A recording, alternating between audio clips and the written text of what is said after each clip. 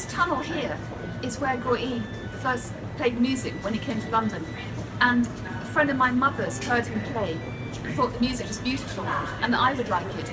So she invited me to dinner and Guo Yi, and that's how we first met. So this place has a lot of importance to both of us.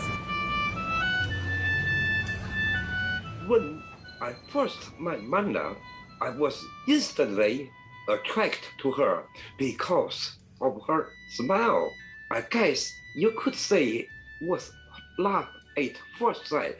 In Mandarin, we say 情人眼里出西施.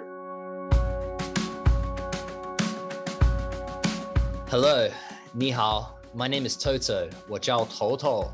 Those two people you just heard, they're my parents, Manda and Guo Yi, reminiscing about how they met in South Kensington in West London 37 years ago.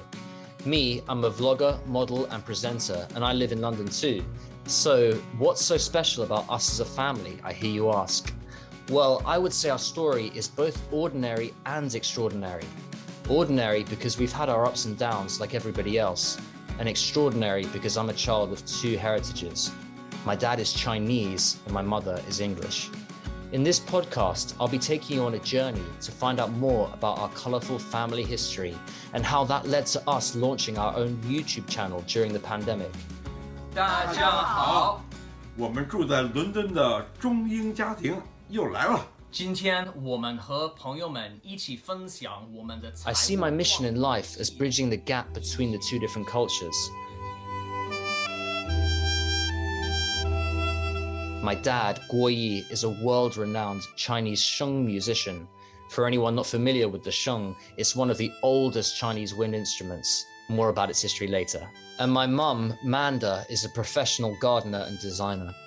But I'm so happy that what Chinese people call Yuanfen, fate, brought my mum and dad together at that party in South Kensington nearly 4 decades ago, as otherwise I wouldn't be here.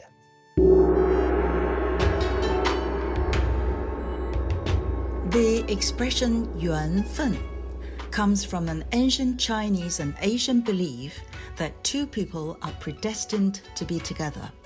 They are drawn together through an innate connection to the universe. That's Li Yang, a Chinese cultural expert, helping me out there with an explanation about Yuanfen. Thanks, Li. So, Dad, what happened after the universe brought you and Mum together? Well, I couldn't stop thinking about your mom and wrote her this letter.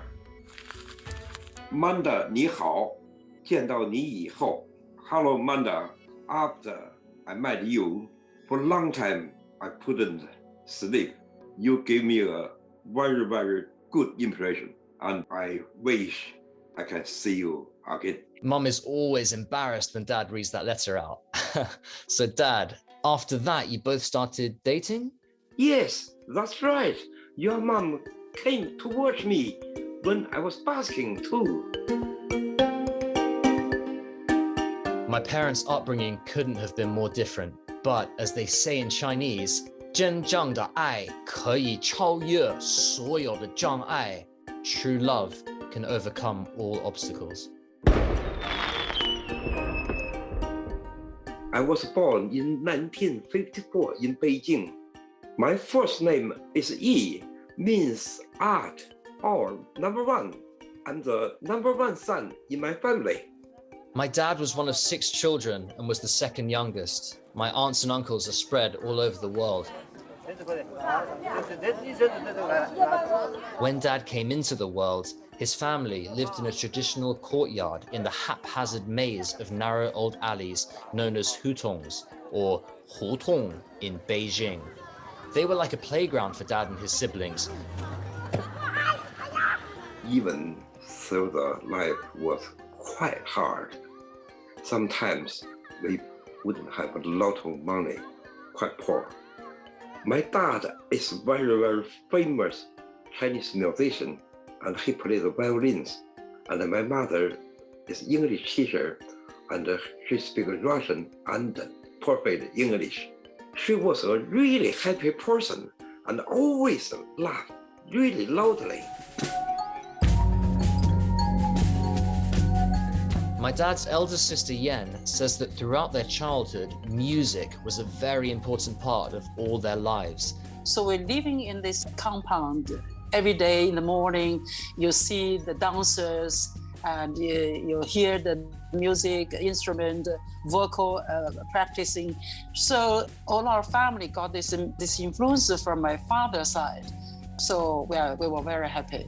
Now, my grandmother loved listening to music, but was tone deaf apparently. She's the only one in this musical family singing out of the tune. Very funny this is. My grandfather's musical ability lived on in all of his children. My dad had an innate musical ability and learned how to play the sheng when he was very young. He can also play the bahu, a Chinese flute. The erhu, Chinese violin. And the kongho, the Chinese harp.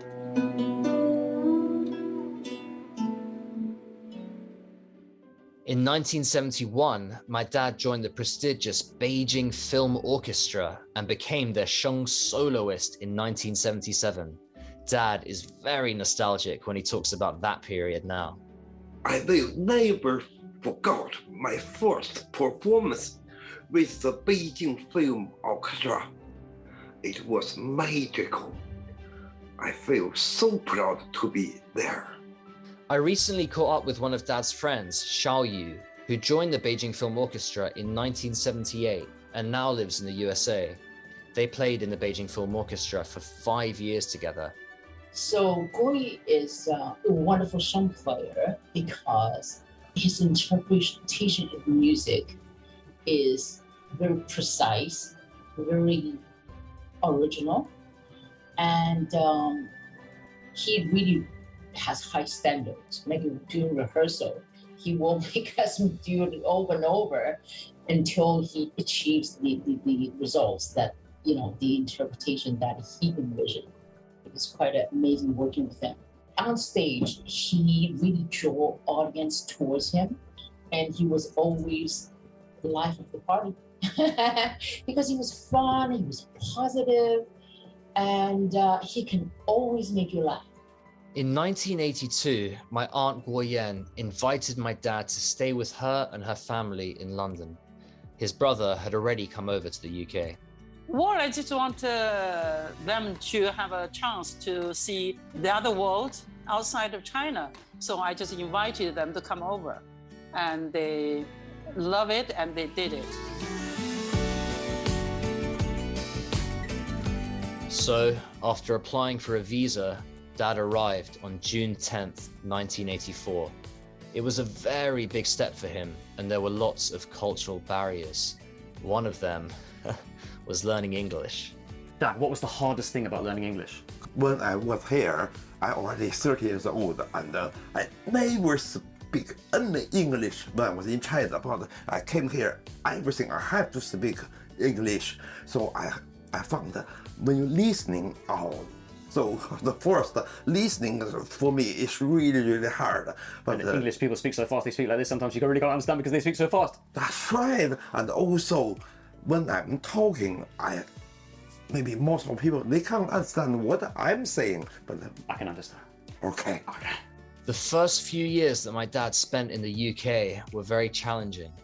He worked part-time in a restaurant whilst trying to learn English at a language school. Then, one day, after seeing some street musicians performing and seeing how much the audience tipped them, he had a light bulb moment and decided to have a go at busking himself.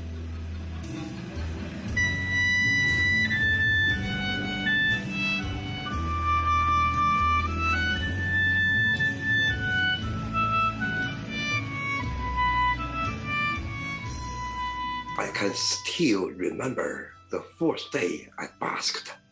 It was quite daunting, but at the same time, very exciting because I was doing what I love to do.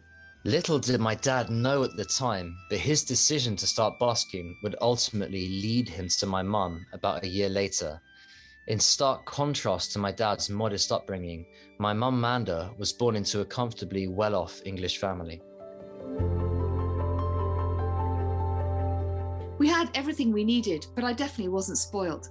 I did have a very happy childhood though. My dad was a consultant and used to have family holidays each year.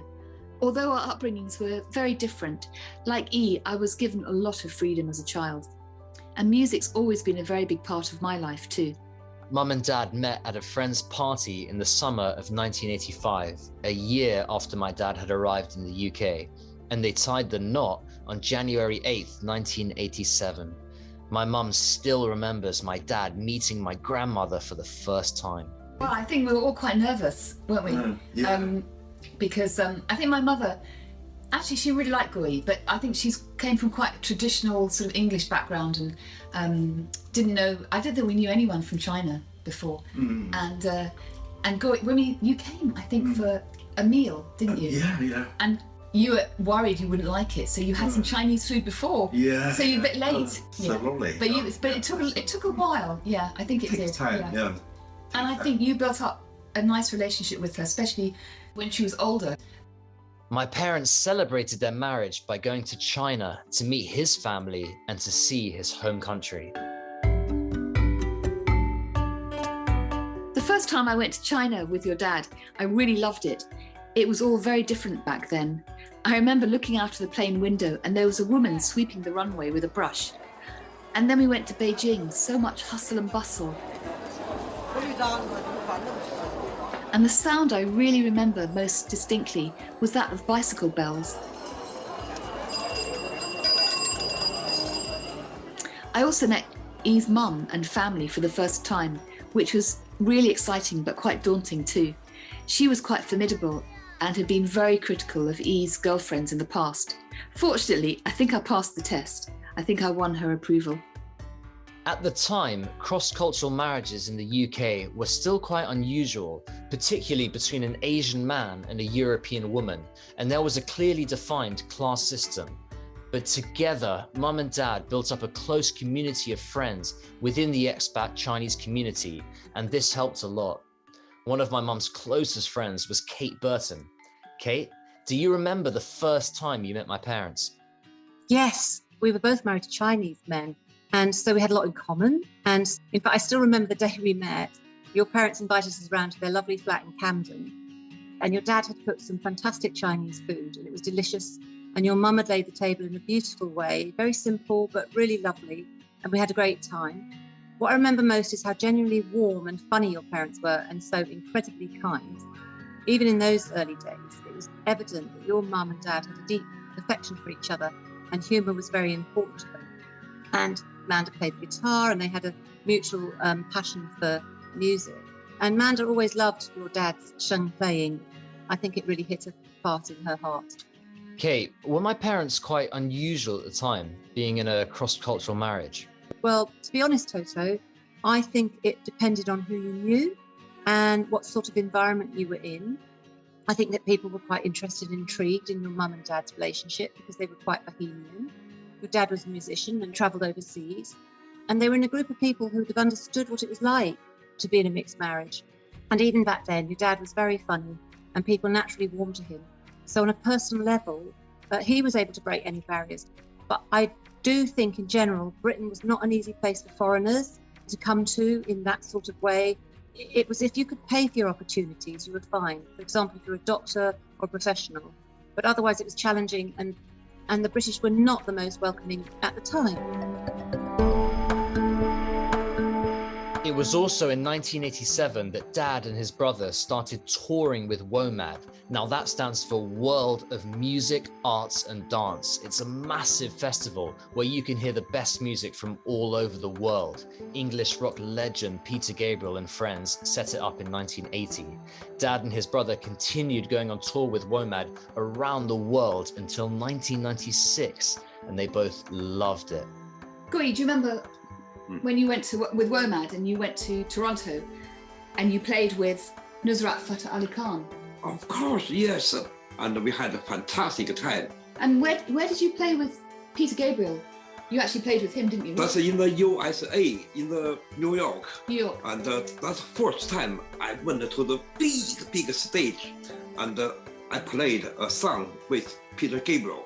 It's so exciting because the around 300,000 audience. WOMAD was definitely one of the highlights of my dad's career. Here's a clip of my dad and his brother playing training horses on the Mongolian grassland at WOMAD at Carlisle Bay in Cornwall in the west of England.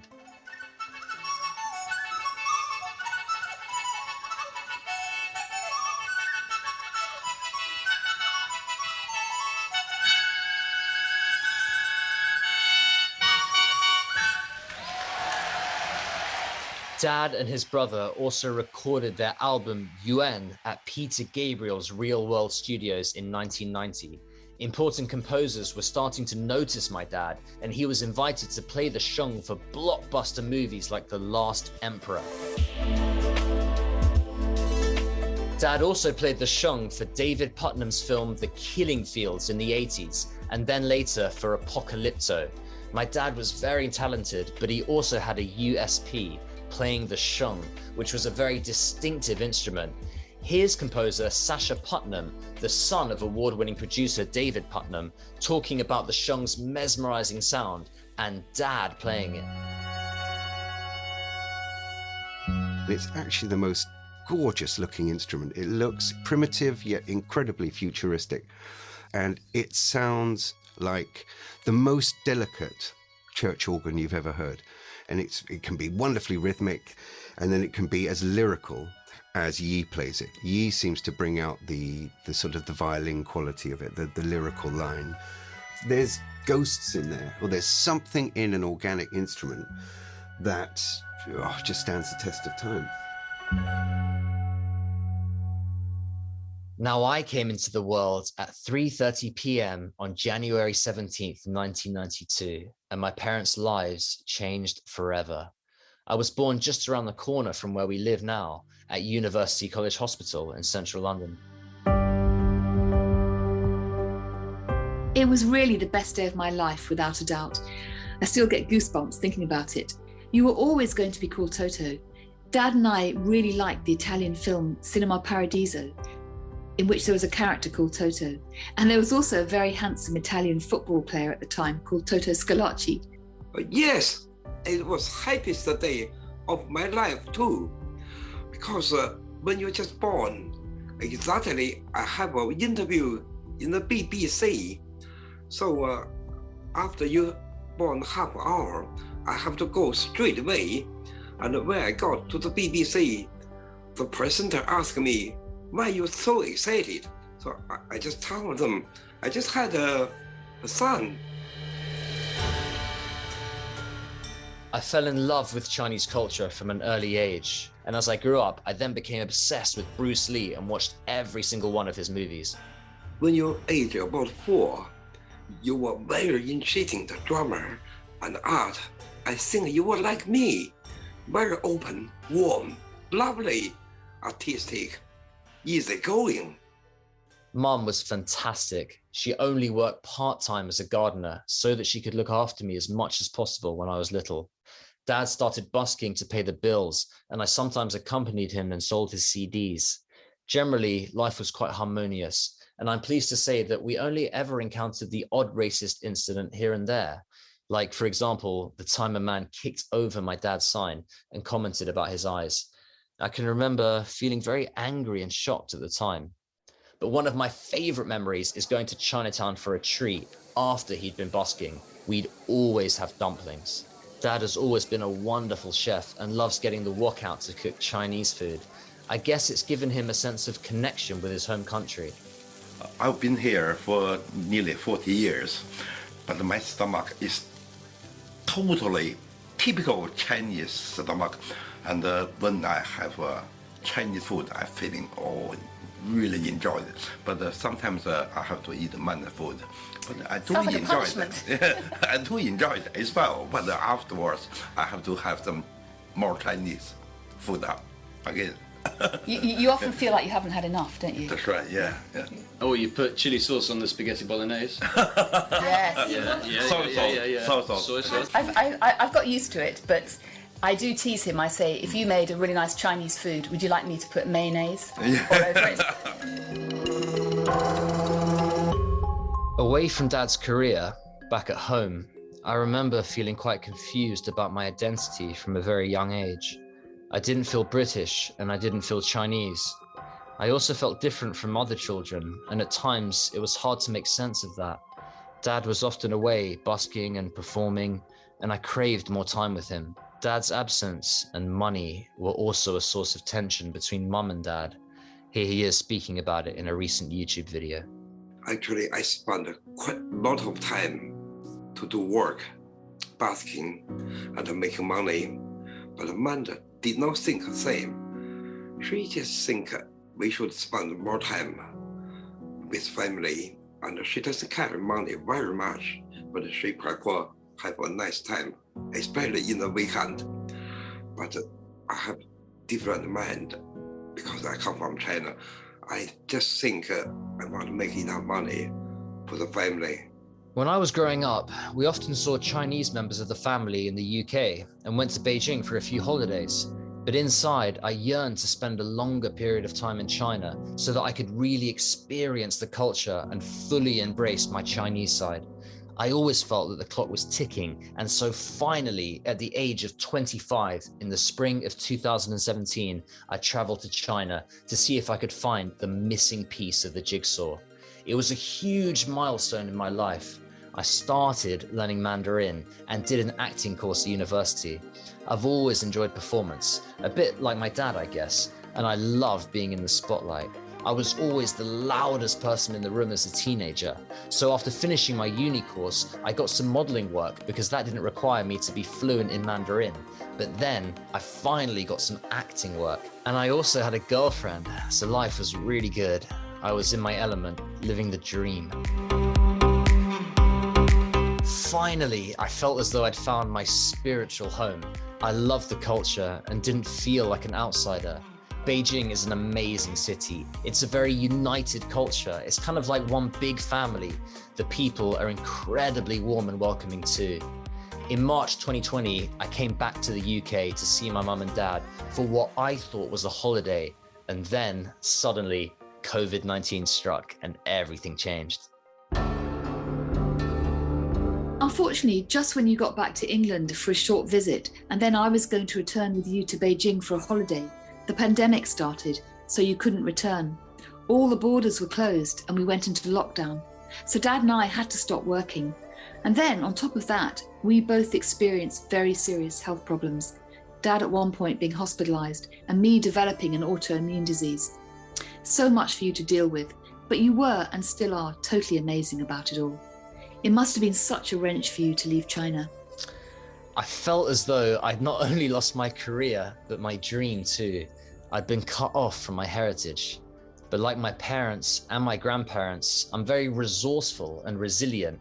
I decided that if I couldn't be in China because of the pandemic, I would do the next best thing and connect with Chinese people through social media. Along with my parents, I set up a YouTube channel and started to tell our story. So we put everything together for the pandemic year. 你们两个的收入15,912块钱。I also wanted to share my dad's artistry with the rest of the world. For so many years, my dad has been a busker. I've always felt so proud of him, but I think he felt like he was failing. I wanted to show the world how talented he was. Mum and Dad were a bit skeptical initially as they're technophobes, but then I said, you know what, let's just do it. Let's tell our story. Yes, I had a few misgivings initially, and I also wasn't sure I wanted to share our personal story with the rest of the world. But it turns out it was the best thing we could have done in a really bizarre and isolated period of our lives. It enabled you to reach out to people in China and also brought together all of your skills. You're so good at interviewing people and putting them at their ease. I'm really proud of you for doing it. And during lockdown, our videos gradually became more popular. I guess our story was a form of escapism for our audience across the globe. We talked about lots of different issues that anybody could engage with: love, money, identity, culture. My parents always spoke frankly about everything, which I think was part of the appeal. Over the last couple of years, we've developed a winning formula. Amazingly, we now have about 8.5 million followers in China, and our YouTube channel has been a great way of generating an income during these turbulent times. More than anything else though, it's helped me to connect my Chinese and British sides. 我爱你 means I love you. 20th of May is Love Day in China. I love this. So she loves it. Come on, bro. More expressive. 他爱他。我爱你快乐 Free flowers, man. 我知道你也看了。谢谢。我是美女啊。好。帅哥。谢谢。帅哥。你是帅哥。But what is the 最好的？说实话，包吧。Luxury bag, like a Louis Vuitton something. Yeah. How about you, bro? What's the most romantic present? 最浪漫的礼物是什么？我觉得送一套房吧，就是哇，就是如果我想的话，如果我可以。During our interviews, we often discuss my parents' ups and downs and our disagreements, and also ultimately why their love has stood the test of time. I recently asked them what's the secret to a long marriage, particularly a cross-cultural one. This is what they said. The secret for us for 37 years together, Manda's answer is because she can't speak Chinese. What do you think? I think also, I think we give each other a lot of independence, don't we? I mean, because we are from such different cultures, I mean, he has a lot of friends that I don't necessarily see that often, and I have a lot of friends. So we have quite, not separate lives, but we do things separately as well. So when we're together, it's great. And then when we, sometimes, I think, I don't know what he's saying. Sometimes. So he might be being horrible about me, but I don't know. and vice versa, probably.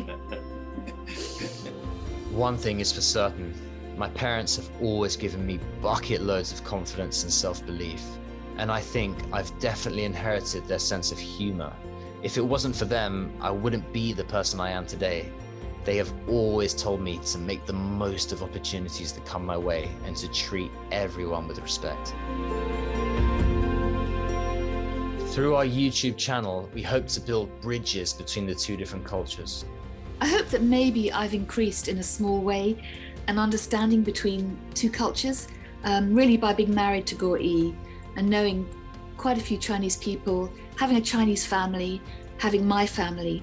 I think that people getting together and talking, knowing each other, and realizing that actually we often have more in common than we do that's different. But the differences are interesting. Ultimately, I really think there's more that unites us than divides us. My father continues to bring people together through his music, a universal language which transcends cultural barriers. I found out that the music is a beautiful language. It's the best language for all the different people.